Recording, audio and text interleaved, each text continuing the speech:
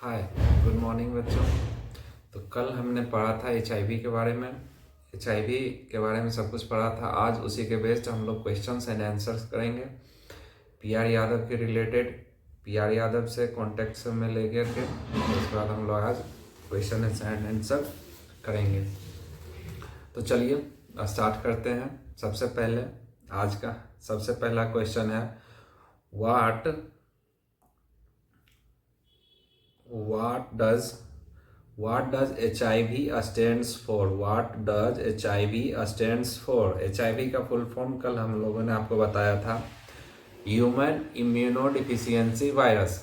Human immunodeficiency virus जो कि रोग प्रतिरोधक क्षमता को घटाता था। तो यहाँ पे ऑप्शन ए में है ह्यूमन इम्यून वायरस। तो इम्यून वायरस तो नहीं होगा क्योंकि इम्यून मतलब रोग प्रतिरोधक क्षमता, डिफिशियंसी इसमें होना चाहिए था, डिफिशियंसी नहीं है तो ये तो होगा नहीं, ये नहीं होगा। ह्यूमन इम्यूनो डिफिशियंसी वायरस, जी हाँ, तो बी में लिखा हुआ है human immunodeficiency virus, means मानव रोग प्रतिरोधक क्षमता को घटाने वाला वायरस। हेल्दी इम्यून सिस्टम बिल्कुल नहीं होगा। ह्यूमन इम्यून डिफिशियंसी इसमें वायरस लिखा हुआ होना चाहिए था, वायरस रहता तो होता, तो ये नहीं होगा बिल्कुल। हम लोग का सही आंसर है बी होगा। आइए दूसरा क्वेश्चन पढ़ते हैं। Which cell does HIV primarily effect? Means HIV का जो वायरस होता है वो कौन सा सेल्स को ज़्यादा इन्फेक्ट करता है? तो कल हम लोग पढ़े थे HIV जो होता है, HIV जो होता है, HIV हमारे शरीर में CD4 सेल पे अफेक्ट करता है, जो कि एक सेल मीडिएटेड सेल्यूलर इम्यूनिटी होता है, सेल बेस्ड सेल्यूलर इम्यूनिटी होता है।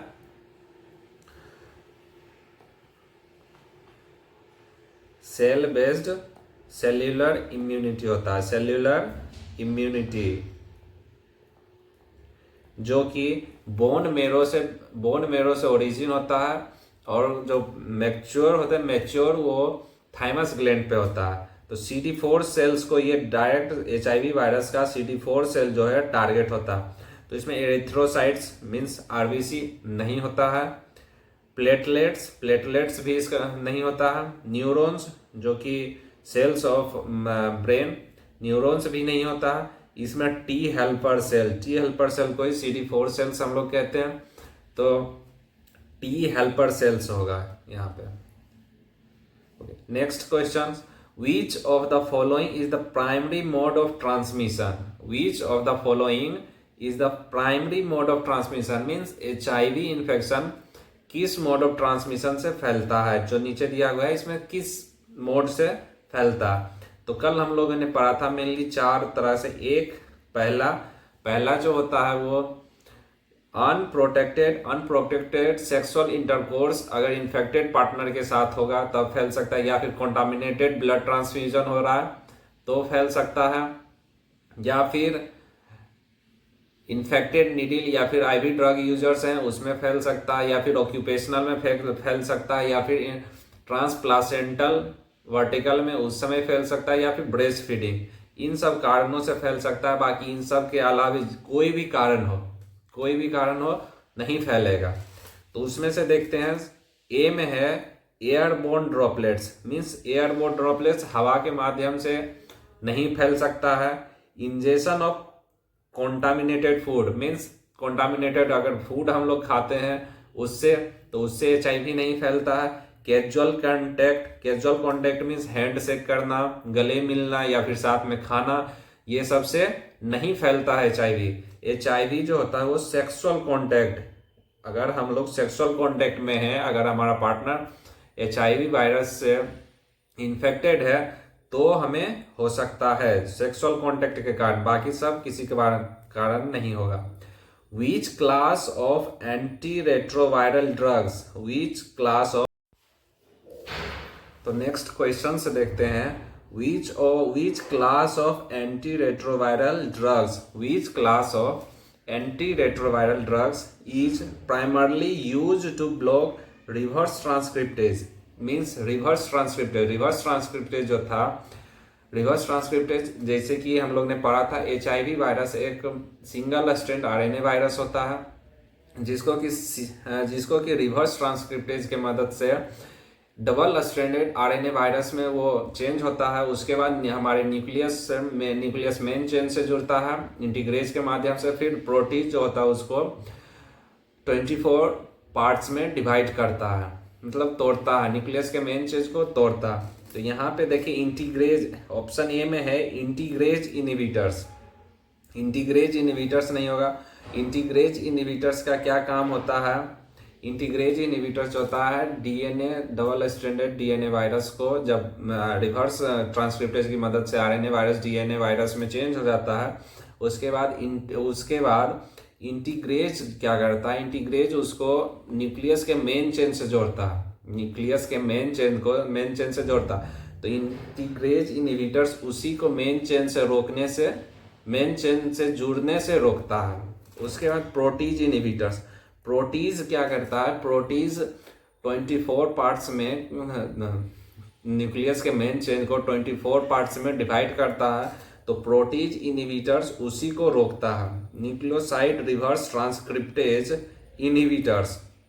और इंट्री इनहिबिटर्स हो गया, जैसे GP120 जो होता है वो CD4 सेल के रिसेप्टर्स पे जाकर के बाइंड करता है, तो उसको इंट्री इनहिबिटर्स रोकता है। ओके, एक होता है फ्यूजन इनहिबिटर्स।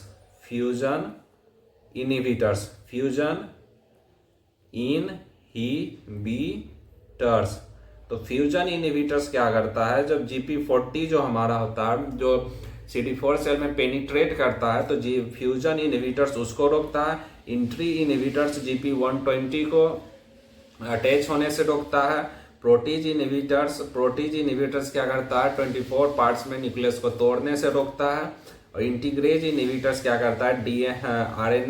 DNA वायरस जो होता है उसको न्यूक्लियस के मेन चेन से जोड़ने से रोकता है। परंतु न्यूक्लियोसाइड रिवर्स ट्रांसक्रिप्टेज इनहिबिटर्स जो होता है वो रिवर्स ट्रांसक्रिप्टेज को ब्लॉक करता। तो इसका सही आंसर सी होगा। ओके, आगे बढ़ते हैं। Which of the following is a common opportunistic infections in people with AIDS? मतलब अपॉर्चुनिस्टिक इन्फेक्शंस मीन्स होता है वैसा इन्फेक्शन जो कि हमारे इम्यून सिस्टम के वीक होने के कारण वो इन्फेक्शन होता है।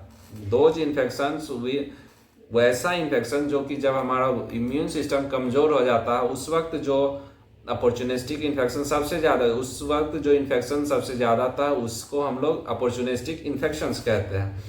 तो जो कि इन्फ्लुएंजा नहीं है, इन्फ्लुएंजा कल हम लोगों ने पढ़ा था कि डेवलपिंग कंट्रीज में मोस्ट कॉमन डेवलपिंग कंट्रीज में मोस्ट कॉमन जो होता है, मोस्ट कॉमन पल्मोनरी टीबी होता है।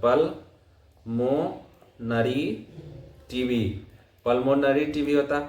फिर second most common oral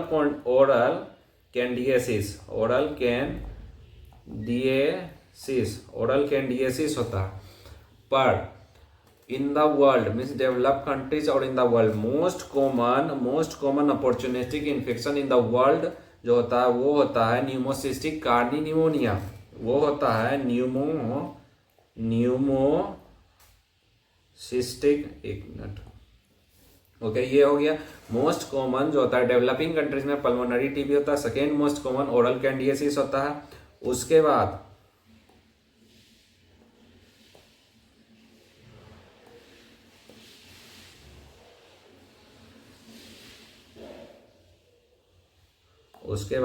most common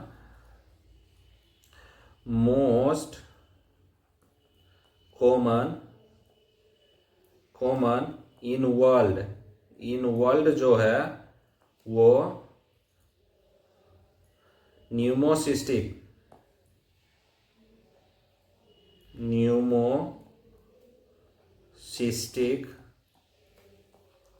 Carney pneumonia.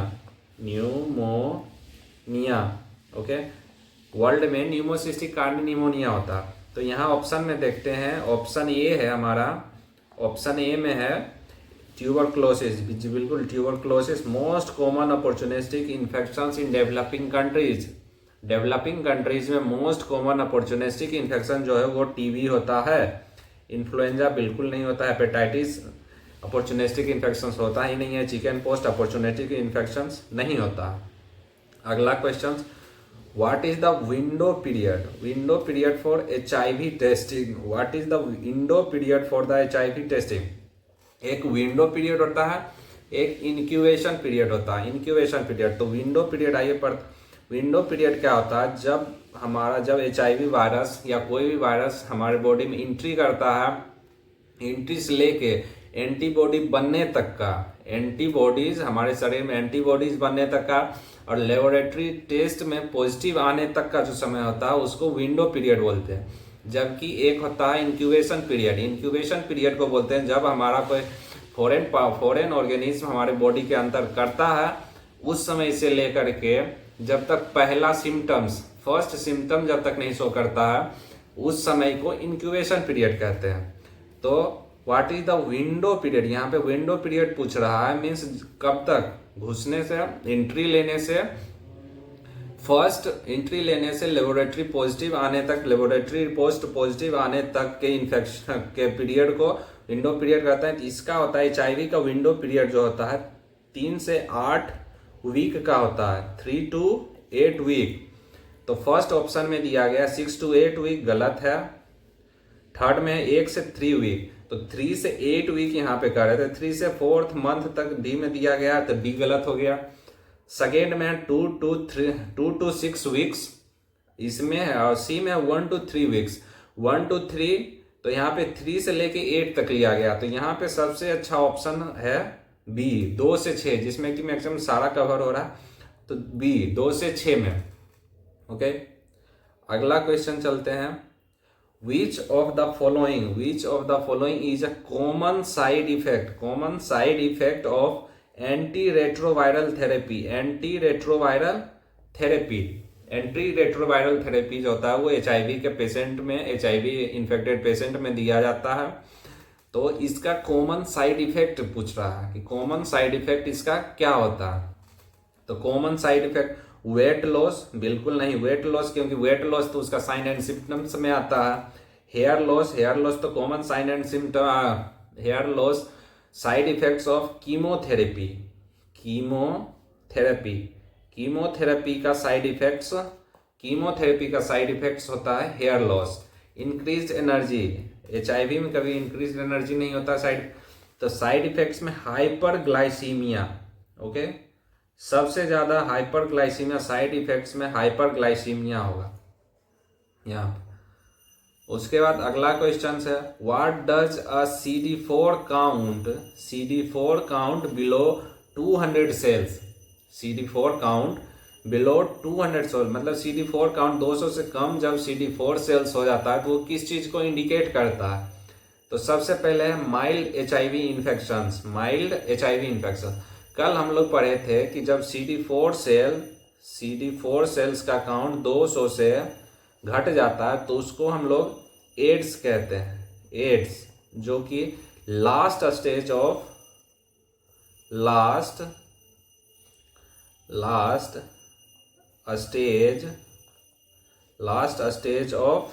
HIV होता है। लास्ट स्टेज ऑफ HIV को एड्स बोलते हैं।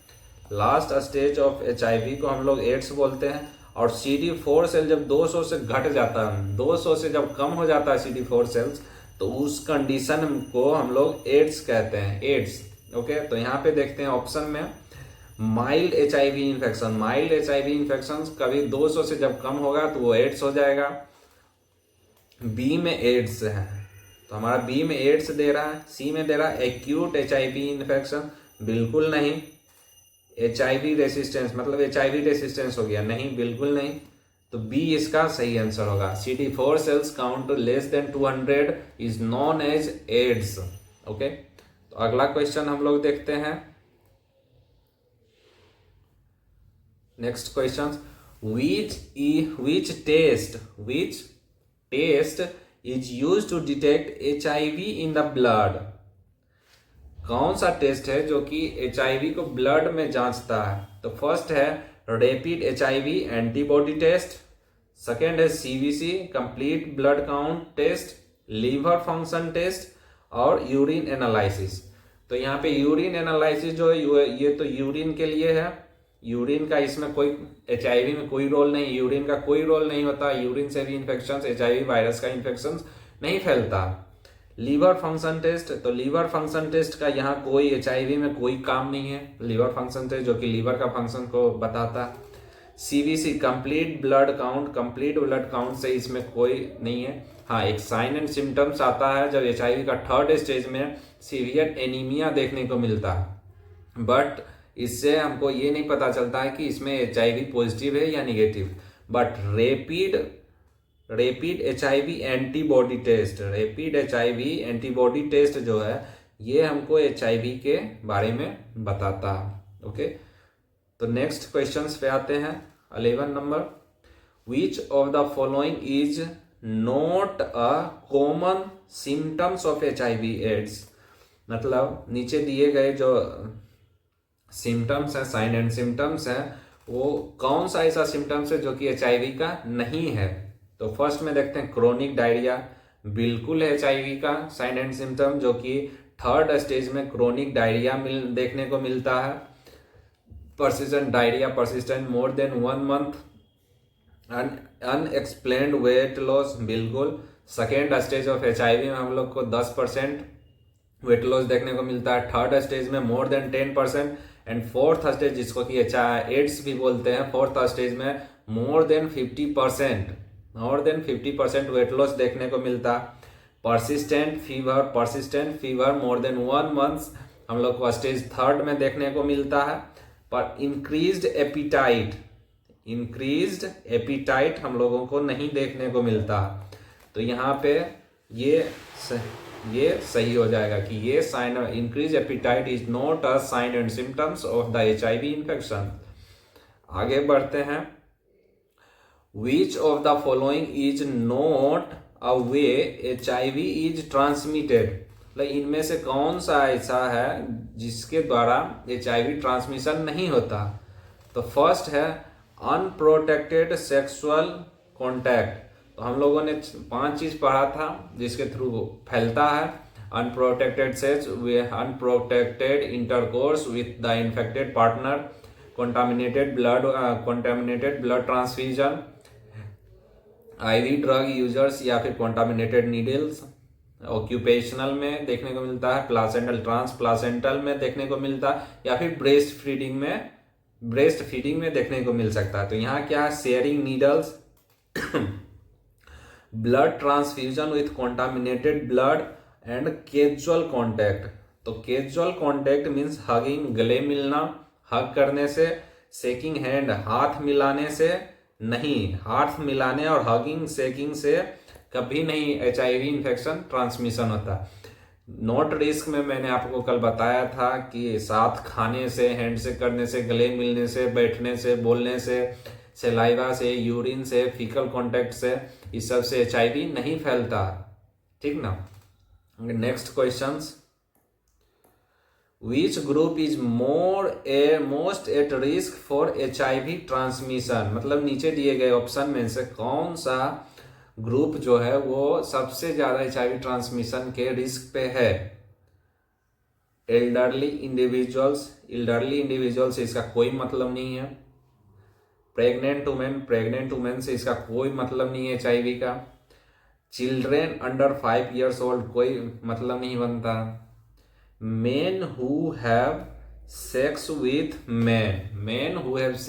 मैन, यहाँ पे सेक्स का बात आ गया, इंटरकोर्स का बात हो गया। तो इंटरकोर्स के द्वारा फैलता है ट्रांसमिशन। अगर इन्फेक्टेड पार्टनर है तो हमारा फैलेगा। बट यहाँ पे मेन, कल हम लोगों ने बताया था आपको कि एक unprotected intercourse with infected partner में एक आता है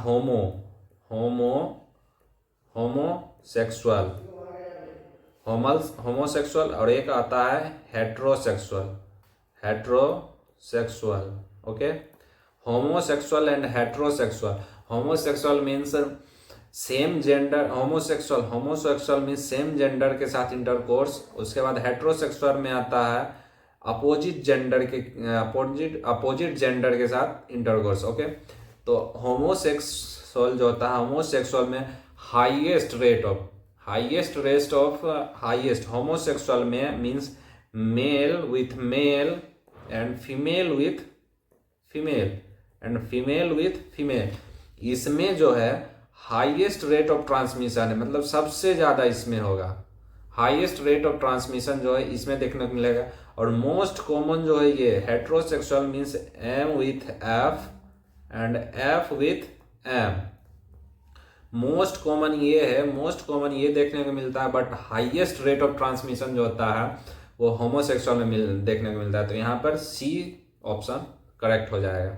उसके बाद what is the purpose of the pre exposure prophylaxis for HIV। एक प्री एक्सपोजर प्रोफाइलैक्सिस होता है मीन्स HIV होने से पहले, प्री मीन्स पहले, और एक होता है post exposure prophylaxis means HIV होने के बाद।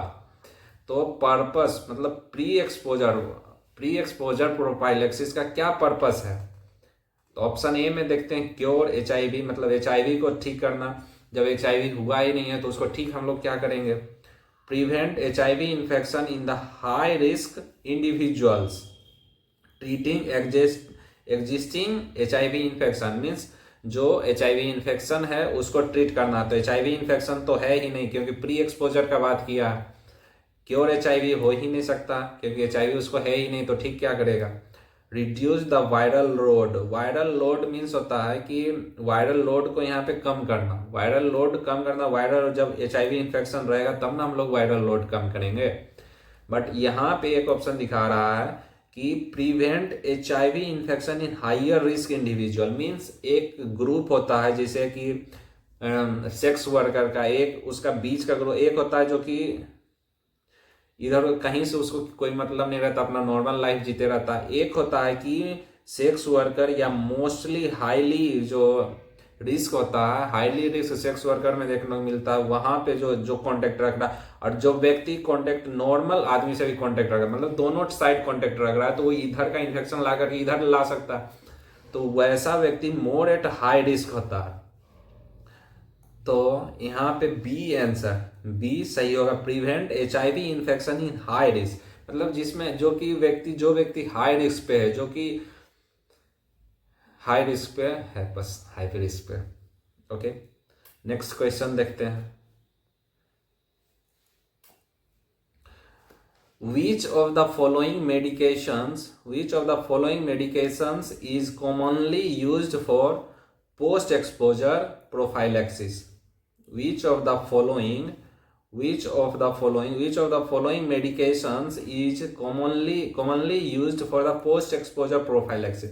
अभी हम लोगों ने बात किया प्री का, अब पोस्ट का है। पोस्ट मीन्स HIV इन्फेक्शन उसको हो गया, उसके बाद जो हम दवाई देते हैं, जो हम ट्रीटमेंट दे रहे हैं, तो पोस्ट एक्सपोजर प्रोफाइलैक्सिस, इनमें से कौन कौन सा पोस्ट एक्सपोजर प्रोफाइलैक्सिस है? तो लेमीवुडिन भी NRTI है, मतलब रिवर्स ट्रांसक्रिप्टेज को रोकने वाला। टेनोफिविर भी इंटीग्रेज है। जीडोबुडिन भी है। जीडोबुडिन मीन्स तीनों जो है, तीनों ड्रग्स इसमें post PEP post exposure prophylaxis में हम तीनों ड्रग को यूज करते हैं। तो इसमें राइट ऑप्शन हो जाएगा D, all of the above. उसके बाद अगला क्वेश्चन से देखते हैं। अब थोड़ा हार्ड क्वेश्चन आ रहा है, थोड़ा समझिएगा। Which of the following is true about the HIV-1 RNA test? HIV-1 RNA test के बारे में नीचे दिया गया जो भी ऑप्शन है उसमें कौन सा सही है? It measures the CD4 count, ये CD4 काउंट को मापता है? नहीं, बिल्कुल गलत, CD4 सेल्स को नहीं मापता। It identifies the presence of the virus in the blood. It determines if the patient is resistant to HIV drugs. It only detects the HIV antibodies. Okay. तो HIV-1 RNA वायरस जो होता है, HIV-1 ये तो ना ही antigen antigen based test, ये antigen based test भी नहीं है, ये एंटीबॉडी बेस्ड टेस्ट भी नहीं, ना ही ये एंटीजन बेस्ड टेस्ट है, ना ही ये एंटीबॉडी बेस्ड टेस्ट है। ये जो होता है जीनोम मटेरियल को, जीनोम मटेरियल जो वायरस है उसका जीनोम मटेरियल को टेस्ट करता है, और जो परजेंस ऑफ, सिर्फ और सिर्फ परजेंस ऑफ वायरस को हम लोग बताता है।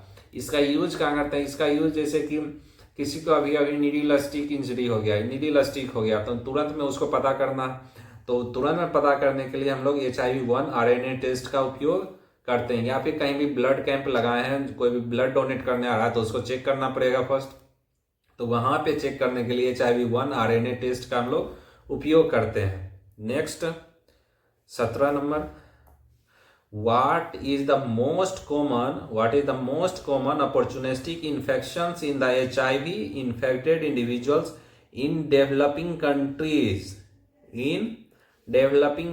यहाँ पे देखिए, developing countries and develop countries दोनों में दो है। मोस्ट कॉमन अपॉर्चुनिटी की infection in the developing countries जो है वो पल्मोनरी ट्यूबरक्लोसिस होता है। वहीं अगर most common opportunistic infections in developed countries और in the world pneumocystis carinii pneumonia आता है। ओके, डेवलप्ड कंट्रीज और वर्ल्ड में मोस्ट कॉमन अपॉर्चुनिस्टिक इन्फेक्शंस जो होता है न्यूमोसिस्टिक कार्नी निमोनिया होता है, और most common opportunistic infections in the developing countries like India it will be pulmonary tuberculosis, and second most common opportunistic infections in developing countries will be oral candidiasis, which is caused by Candida albicans. Okay, तो यहाँ पे देखते हैं first option न्यूमोसिस्टिक pneumonia जो है वो developing countries में नहीं, वर्ल्ड में होता है। डेवलप्ड कंट्रीज में ये वर्ल्ड में होता है। फिर ट्यूबरक्लोसिस, फिर आता है कैंडिडियासिस, साइटोमेगालोवायरस नहीं, ये बिल्कुल नहीं होगा। ये दोनों हैं most common opportunistic infection, but इसमें first most common opportunistic infection जो है वो ट्यूबरक्लोसिस है। अगर ट्यूबरक्लोसिस यहाँ पे ऑप्शन में नहीं होता तो जाकर के ओरल कैंडिडियासिस होता। तब जाकर के होता ओरल कैंडिडियासिस, जो कि थर्ड स्टेज ऑफ HIV का साइन एंड सिम्टम्स है oral candidiasis, and fourth stage में यही ओरल इसोफेजियल कैंडिडियासिस हो जाता है। मीन्स माउथ से लेकर इसोफेजस तक ये एक्सपेंड कर जाता है। ओके, नेक्स्ट क्वेश्चंस के आगे बढ़ते हैं।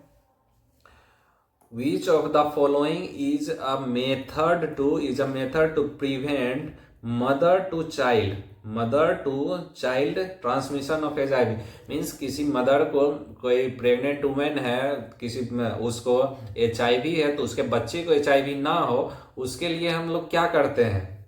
तो फर्स्ट में सिजेरियन डिलीवरी, बिल्कुल सिजेरियन डिलीवरी करते हैं। Entry retroviral therapy during pregnancy, बिल्कुल देते हैं। जब वो प्रेग्नेंट होती है तो ART हम लोग उसको चलाते हैं। जितना भी HIV इन्फेक्टेड पेशेंट होता है सबको ART हम लोग देते हैं। प्रेगनेंसी के समय भी ART देते हैं, बट कुछ दवाई होती है, कुछ मेडिसिन्स होते हैं जो कि प्रेगनेंसी के टर्म पे कॉन्ट्राइंडिकेटेड होते हैं। फॉर्मूला फीडिंग, बिल्कुल फॉर्मूला फीडिंग भी करते हैं। Formula feeding means breast feeding, माँ का दूध ना पिला करके कोई और दूध पिलाते हैं, तो फॉर्मूला फीडिंग भी पढ़ाते हैं। डी में हमारा आ रहा है ऑल ऑफ दी, तीनों सही है। सिजेरियन डिलीवरी भी करते हैं, ART थेरेपी ड्यूरिंग प्रेगनेंसी भी देते हैं, और फॉर्मूला फीडिंग भी करवाते हैं। तो इसमें ऑल ऑफ द अबव सही है, सब के सब सही है। नेक्स्ट क्वेश्चंस देखते हैं हम लोग। What is a key strategy to prevent the spread of the HIV? मतलब HIV को फैलने से हम लोग कैसे रोक सकते हैं? फर्स्ट में मास वैक्सीनेशन। तो HIV का कोई वैक्सीन उपलब्ध नहीं होता है। HIV का इन्फेक्शन कोई मेडिकल फील्ड में कोई HIV का वैक्सीनेशन नहीं है, तो ये गलत हो जाएगा। प्रमोटिंग सेफ सेक्स प्रैक्टिसेस, उसके बाद quarantine of infected individuals, infected individuals, तो कितना समय तक आप किसी को क्वारंटीन कर सकते हैं या कितनों को आप क्वारंटीन कर सकते हैं, तो ये भी नहीं होगा। लाइफ टाइम तो किसी को आप क्वारंटीन कर नहीं सकते। अवॉइडेंस ऑफ पब्लिक प्लेसेस, तो ये पब्लिक प्लेसेस से नहीं होता है, ड्रॉपलेट से ये नहीं होता, ये एयरबोर्न ये इन्फेक्शन नहीं होता।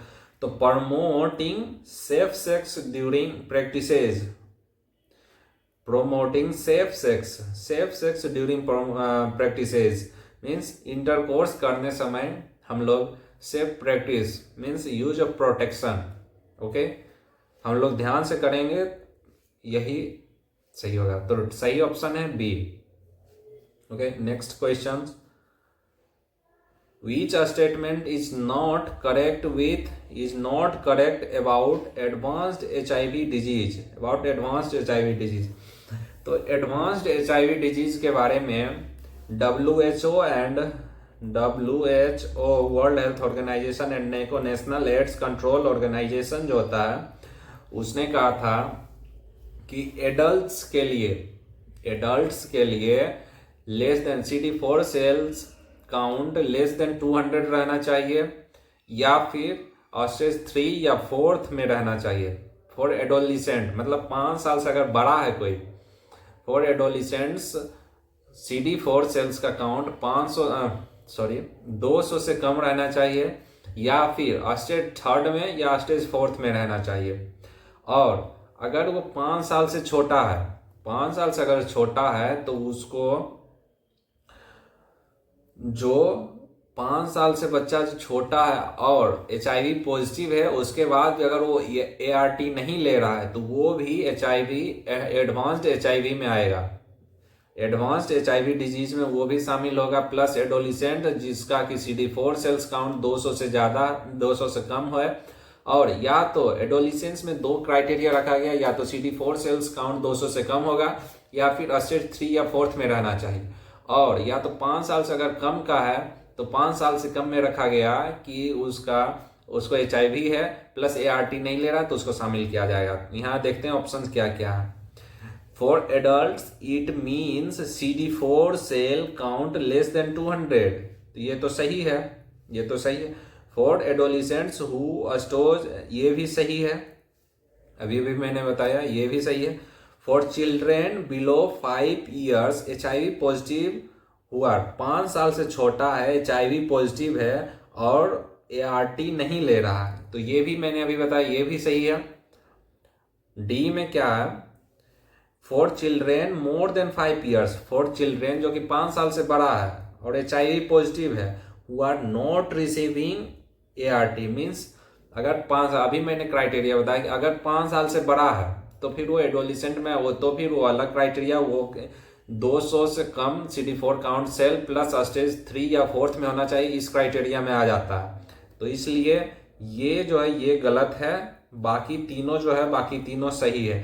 तो यहाँ पे क्या बोल रहा है, which statement is not correct, मतलब नीचे दिए गए कौन सा स्टेटमेंट में, सारे स्टेटमेंट कौन सा गलत स्टेटमेंट है, तो डी यहाँ का आंसर हो जाएगा, यहाँ पे आंसर हो जाएगा D. Next question, A positive person HIV positive person came into ICTC means integrated counselling and testing centre. यहाँ पे जो होता है एंटीबॉडी बेस्ड जो टेस्ट होता है वो बिल्कुल फ्री मिलता है, यहाँ पे बिल्कुल फ्री मिलता है, with complain of ulcerative, okay, ये ध्यान से पढ़िएगा, ulcerative stomatitis, unexplained anaemia and herpes zosters, in which stage the patient is categorized according to WHO means एक HIV पॉजिटिव पर्सन है जो कि ICTC में आता है, वो कंप्लेन करता है कि उसको अल्सरेटिव स्टोमेटाइटिस है, अनएक्सप्लेन्ड मतलब खून की कमी है, अनएक्सप्लेन्ड एनीमिया है, और हर्पेस जोस्टर है। तो ये कौन सा स्टेज में आएगा, स्टेज 1 में आएगा, स्टेज 2, स्टेज 3, स्टेज 4 में आएगा। तो यहाँ पे देखिए अल्सरेटिव कोलाइटिस मैंने कल पढ़ाया था, जो कि थर्ड थर्ड स्टेज का साइन एंड सिम्टम्स है। अनएक्सप्लेन्ड एनीमिया जो है, अनएक्सप्लेन्ड एनीमिया भी थर्ड स्टेज का साइन एंड सिम्टम्स है। बट हार्पिस जोस्टर जो है ये सेकेंड स्टेज का साइन एंड सिम्टम्स है। बट यहाँ देखिए 2 थर्ड है, अगर 3 सिम्टम्स दिया हुआ है, इसमें अगर 2 भी अगर सेकेंड स्टेज का और एक अगर थर्ड पे चल गया, जो सबसे ज्यादा स्टेज मतलब लास्ट स्टेज पर, जो थर्ड स्टेज पे अगर एक भी सिम्टम्स होगा तो हम लोग थर्ड स्टेज में उसको रखेंगे। अगर फोर्थ स्टेज का एक भी आ जाता, बाकी सारा थर्ड स्टेज का रहता साइन एंड सिम्टम, तो हम लोग फोर्थ स्टेज में उसको रखते। तो यहाँ देखिए यहाँ पे 2 थर्ड स्टेज का यहाँ पे रखा हुआ, तो इसको हम लोग थर्ड स्टेज में रखेंगे। अगर कोई भी साइन एंड सिम्टम्स अगर लार्जर स्टेज का आ जाता है तो हम लोग लार्जर स्टेज में ही उस पेशेंट को रखेंगे। Next questions. Okay, all HIV patient should be screened for TB. For all HIV patient are screened for TB if he has 4 symptoms tool. तो 4 HIV का 4 symptoms tool क्या कहता है? 4 HIV symptoms tool मतलब उसको देखिए, cough, fever, night sweat and heavy weight loss. Cough, fever, night sweat and heavy weight loss है उसको, तो वो 4 सिम्टम्स जाना जाता है टीबी। अगर टीबी उसको है मतलब HIV है और ये 4 लक्षण अगर उसमें है तो उसको टीबी के लिए स्क्रीनिंग करना बेहद जरूरी है। तो आइए ऑप्शन में देखते हैं। फर्स्ट में कफ, ओके, कफ होना चाहिए। फीवर, हेमिप्टाइसिस नहीं, ये नहीं आता। 4 सिम्टम्स टूल में हेमिप्टाइसिस नहीं आता। वेट लॉस आता है बट हेमिप्टाइसिस नहीं आता। कफ, फीवर, नाइट स्वेट आता है, बट चेस्ट पेन यहाँ दिया हुआ है, चेस्ट पेन नहीं आता है। 4 सिम्टम्स टूल में। यहाँ है cough, fever, night sweat and weight loss बिल्कुल यही चारों 4 सिम्टम्स टूल माना जाता है सॉरी, कि अगर कोई HIV पॉजिटिव पेशेंट है उसमें अगर ये चारों symptoms cough, fever, night sweat and weight loss देखा गया तो उसको टीबी के लिए स्क्रीनिंग करना बहुत जरूरी है। उसके बाद नेक्स्ट क्वेश्चंस।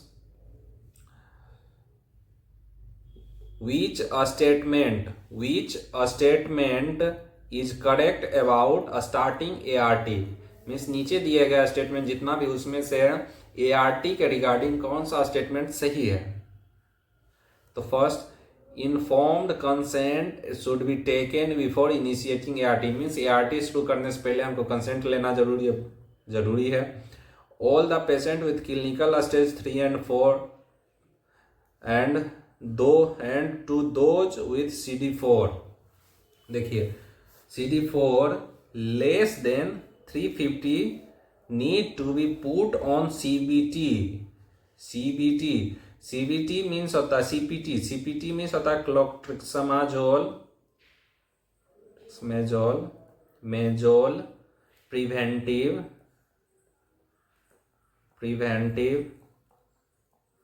थेरेपी। मीन्स इसका मतलब है कि ये भी सही है। All patients with clinical stage 3 and 4, those who have CD4 cell less than 350 से नीचे है, मीन्स सबको HIV इन्फेक्शन उसके पास है, उसको ART शुरू करना पड़ेगा। उसके बाद ART should not be a start in the presence of any active opportunistic infections। अगर किसी को HIV है उसके बाद अपॉर्चुनिस्टिक इन्फेक्शन हो जाता है उसको, तो फर्स्ट प्रायोरिटी है कि हमको अपॉर्चुनिस्टिक इन्फेक्शन जो हुआ है उसको ट्रीट करना है। फर्स्ट हमको उसको ट्रीट करना है, तो ये भी सही है। फोर्थ में treat all principle should be followed regardless a clinical staging और CD4 काउंट। मीन्स उसका CD4 काउंट कितना है उससे भी मतलब नहीं है, या फिर कौन सा स्टेज पे, स्टेज 1 है, सेकेंड है, थर्ड है, फोर्थ है, किसी भी स्टेज में हो, ट्रीट फॉर ऑल, सबको ट्रीट करना है। तो ये भी ऑप्शन सही है। अब देखते हैं ऑप्शन इसमें क्या क्या है। तो चारों स्टेटमेंट, जितना स्टेटमेंट था सभी सही था। तो 1 2 3 एंड 4, तो पहला ही ऑप्शन में मेरा 1 2 3 एंड 4, तो यही आंसर हो जाएगा। इसमें था 1 2 एंड 4 ओनली, नहीं, बिल्कुल नहीं, बिल्कुल नहीं, बिल्कुल नहीं, बाकी सारे ऑप्शंस गलत हैं। उसके बाद 25वां क्वेश्चन और लास्ट क्वेश्चन आज का, ओके, शायद लास्ट है ना, हाँ लास्ट क्वेश्चन है। तो A 9 month old baby, 9 month old baby मतलब 9 महीने का बच्चा है, born to HIV infected mother, जो बच्चा हुआ है उसके माँ को इन्फेक्टेड मदर, उसके माँ को HIV पॉजिटिव थी, उसकी माँ HIV पॉजिटिव थी, found ELISA positive, ELISA test जो होता है वो पॉजिटिव है। Enzyme linked immunosorbent assay, ELISA का फुल फॉर्म होता है enzyme linked immunosorbent assay, positive है। Which is correct interpretation of the result by nurse to mother of the baby, baby is HIV positive, baby suffering to AIDS, need to start ART, use another diagnostic to confirm. देखिए, baby is HIV positive, अगर Elisa positive है, but ELISA कल हम लोगों ने आपको पढ़ाया था, एलिसा एक एंटीबॉडी बेस्ड टेस्ट है, एलिसा एक एंटीबॉडी बेस्ड टेस्ट है, but it is not a confirmatory test, okay. HIV का कंफर्मेटरी टेस्ट जो होता है, कंफर्मेटरी टेस्ट जो होता है वो एक western blood test, western blood test is the confirmatory test of the HIV infection. तो इससे हमको फुल्ली नहीं पता चल जाता कि HIV पॉजिटिव है। उसके बाद baby suffering to AIDS, AIDS का मतलब हो जाता है CD4 सेल लेस देन 200। तो एलिसा टेस्ट से हमें ये नहीं पता चलता है कि इसका CD4 सेल 200 से कम मीन्स एड्स है, एड्स तो हमको पता ही नहीं चलता। नीड टू स्टार्ट ART, जब तक हमको कंफर्म नहीं है हम लोग कैसे ART इसको शुरू करेंगे।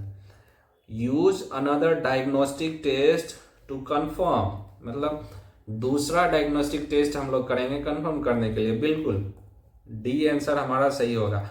मीन्स अगर एलिसा टेस्ट हम लोग करते हैं तो उससे कंफर्मेटरी पता नहीं चलता। कंफर्मेटरी टेस्ट जो होता है HIV का वो वेस्टर्न ब्लड टेस्ट होता है, वेस्टर्न ब्लड से हमें कंफर्म पता चलता है कि person is suffering from HIV virus, okay. तो आज के लिए इतना ही, थैंक यू,